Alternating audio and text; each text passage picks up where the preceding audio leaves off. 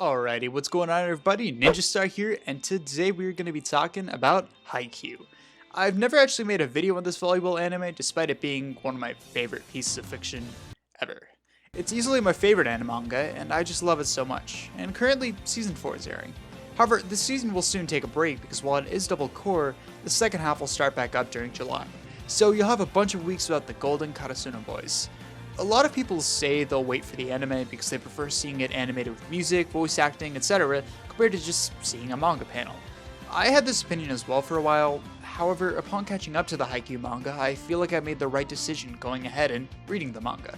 So this video, if you couldn't already tell, we'll be discussing whether you too should catch up to Haikyuu. Let's go! Let's regress back to a big reason many don't want to check out the Haikyuu manga: switching mediums, when the anime has spoiled you so much. I think any Haikyuu fan who's switched from anime to manga was not easy the best at first. It does take getting used to, and you have to use your imagination for a bit to see the plays flow into each other from panel to panel. Eventually though, you get so used to it that it becomes a mental sport in and of itself, and you don't even notice. This is greatly helped due to Furudate's phenomenal paneling that somehow balances quick, rapid-fire moments in a game, and also slowed down moments where you feel like you're the focus and spotlight of it all. Any person who's played sports knows that feeling when things feel slowed down around you as the ball comes to you and your heightened awareness allows you to pick up on it quicker.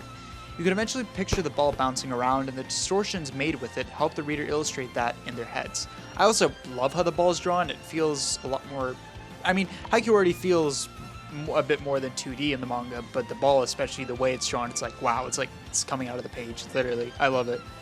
Everything connects, and nothing ever feels too choppy or bland. This is because things are really dynamic and flexible with whatever approach Furudate feels in that specific match.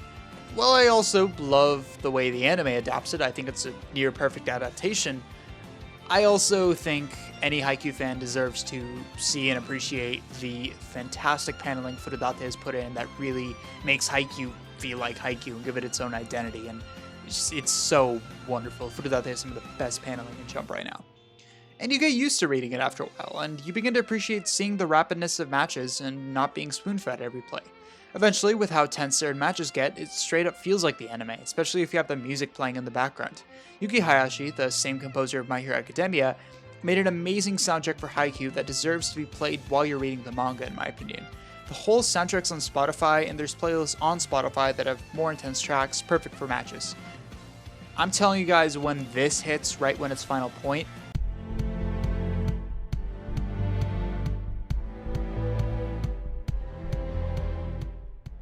you forget you're reading and you're absorbed into this medium completely. It's awesome. And there's also several hour-long compilations on YouTube, which are really good if you're binging a bunch of chapters like what I did.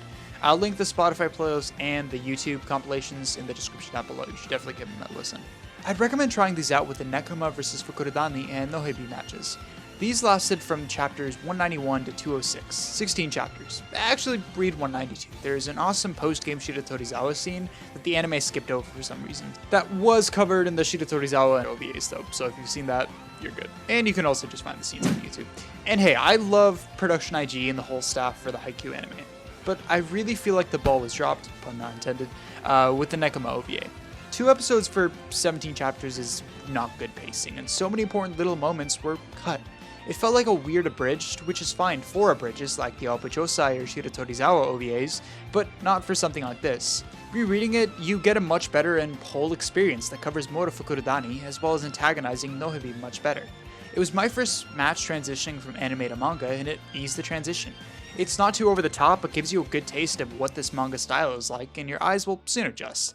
And you get a better version of the OVA. From there, you can skip back to around chapter 243 to 244, assuming the first cour only goes up to the Tsubakihara match, because honestly the Ball Boy arc and Date practice matches were done pretty perfect in the anime with little complaints from me. Oh, and the Tsubakihara match is also rad in the anime. But if you want to ease the transition furthermore, then give him a read too.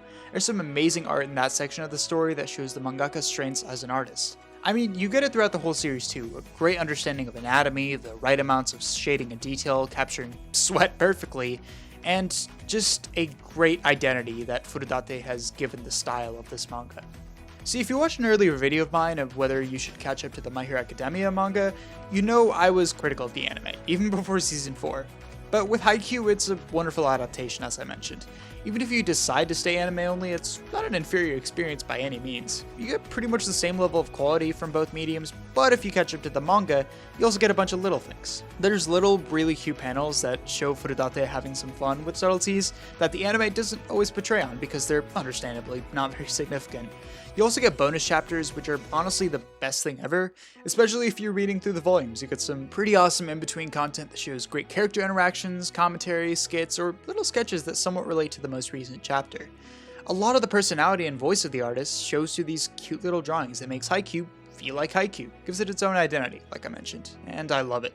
My last point of discussion is an obvious one, but I think it's still worth bringing up. Weights. Part of why Haikyuu's production is so top tier is because it seems like the scheduling is really solid. Seasons may take longer to make, but they're very high quality and worth it. As a result, fans can often be waiting super long for a certain amount of episodes. I mean, fans had to wait like 3.5 years for the next season. If you keep up with the manga, yeah, you'll constantly know what's going on. Haikyuu is a solid week-to-week manga, but I will play devil's advocate and say it is better binged. Nonetheless, there's like a 150 chapter gap between the manga and the anime, so you'll have plenty of greatness to binge, my friend. Haikyuu is on its final arc right now. Why not catch up while it's still going? I think it would be dope to keep up with it week to week and being some of the first to see Haikyu end. Therefore, we're more pumped for the anime and how this second medium will adapt the manga while also adding in some extra little things that we didn't get with the manga. It's wonderful, and you pretty much get the best of both worlds. Also, if you read the manga, less chance for spoilers. Getting spoiled on any series sucks. You get the best of both worlds by consuming both of Haikyuu's masterclass mediums. Overall, that's been this fun little video about whether you should catch up to the Haikyuu manga. I've enjoyed both the manga and the anime, and I'm very blessed as a fan to have two wonderful versions of my favorite series. I think consuming both versions is great for any fan who can appreciate the subtle differences in them both and end up with the best of both worlds, like I've been reaffirming. But what do you guys think? Do you recommend catching up to the Haikyuu manga if you are caught up? And if you haven't caught up, what's holding you back? I want you all to leave your thoughts in the comment section down below. Anyway, that's been this video. Thank you all so much for watching, and Ninja out. Peace everybody, and have a good day.